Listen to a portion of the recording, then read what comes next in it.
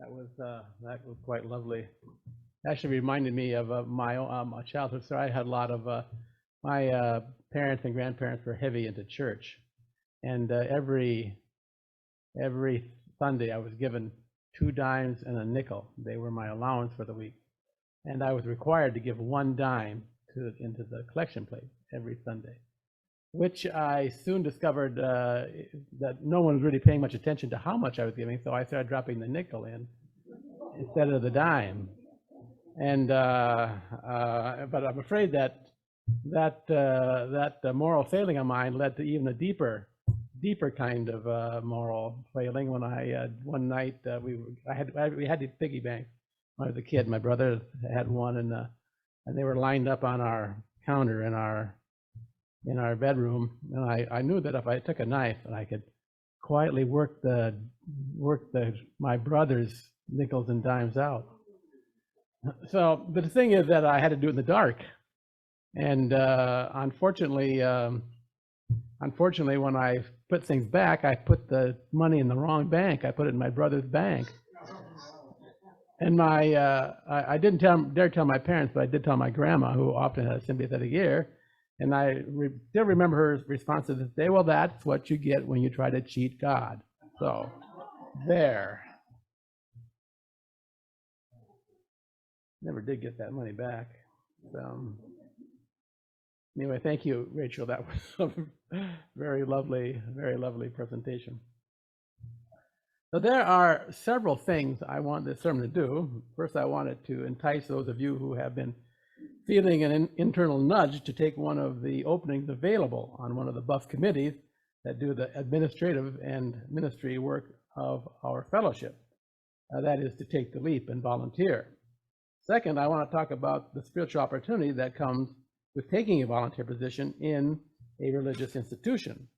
And third, I would want to talk a bit about mindfulness. My preferred spiritual discipline as being a very helpful kind of spirituality for dealing with the sometimes strenuous requirements for being successful in doing the work of the fellowship and just in life in general.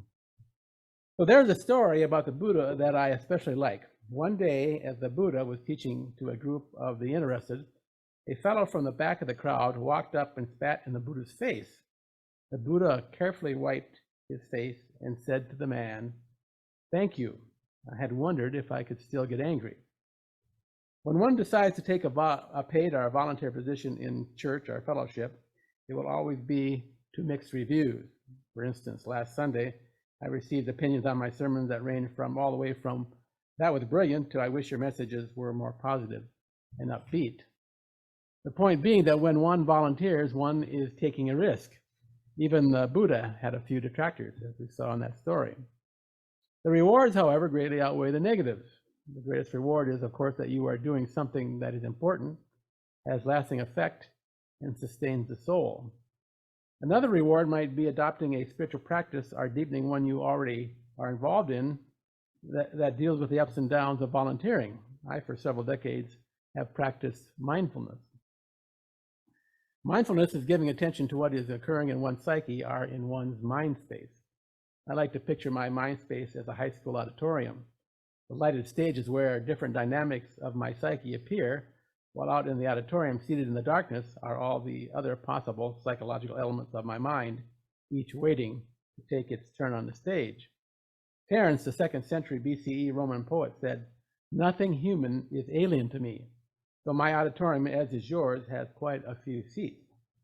The elements in our auditoriums include emotions, thoughts, dreams, memories, elements of cultural programming, creative impulse, imaginings, the archetypes in all their different disguises, ideas of the self, the impulse to evil, the impulse to love, transcending insight, and aha realizations. We all carry a large internal crowd within us. Before I go on, I should mention that there are many kinds of spirituality: prayer, meditation, mindfulness, fasting, pilgrimage, journaling, exercise, running, martial arts, Sufism, which includes wearing a wool shirt and whirling like a dervish, consuming hallucinatory substances, and self-flagellation, to name a few. Are there any self-flagellators in here today? Anybody? No? Okay. Self-flagellation, I was going to actually play a video, but it's bad. So anyway, self-flagellation, still practiced by some Catholics, is when one whips oneself with a steel-tipped whip to drive out desire and evil thoughts. I would show you a video of self-flagellation, but it is not pretty. I'm sure you can imagine the bloody scene. Another question, is anyone here a self-flagellator of the inner self? Okay, we have a few. This is a trick question. Everyone is from time to time an inner self-flagellator. Almost everyone occasionally whips themselves into submission by dosing themselves with anxiety or shame. So now I'll ask you, anybody in here a self-flagellator? Okay, yeah, most of us are. Mindfulness is my preferred mode of spirituality. Paying attention to what happens in the mind makes all of life a spiritual discipline. This can be very helpful for anyone who is employed, married, has a disability, is raising kids, doing church work, or is involved in politics. So basically, everyone.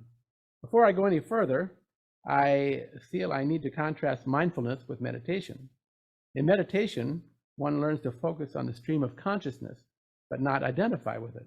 Meditation, for some, is a wonderful technique for becoming a calmer, more resilient person who may have greater access to the transcending dimension.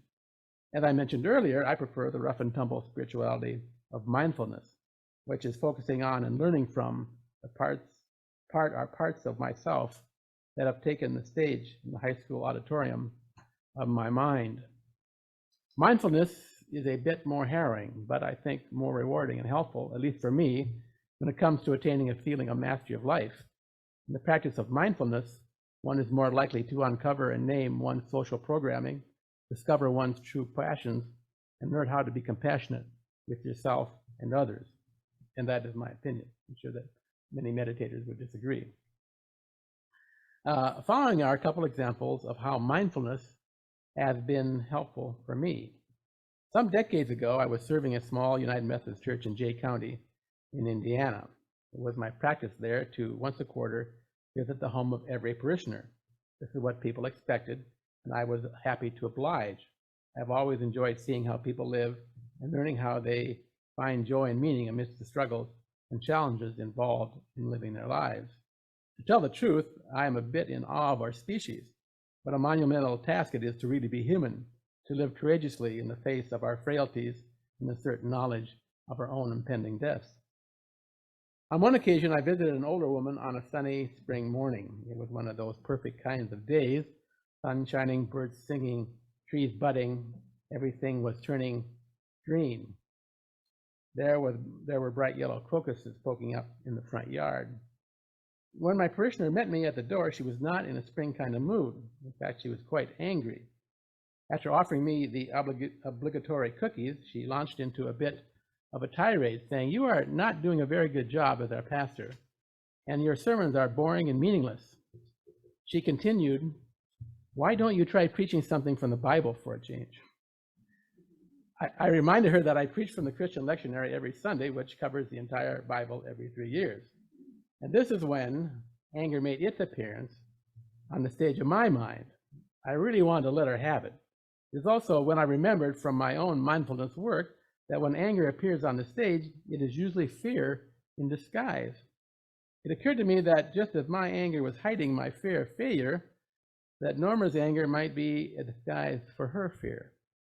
I said, "Norma, I think that my preaching is not really what is on your mind." And she broke into tears.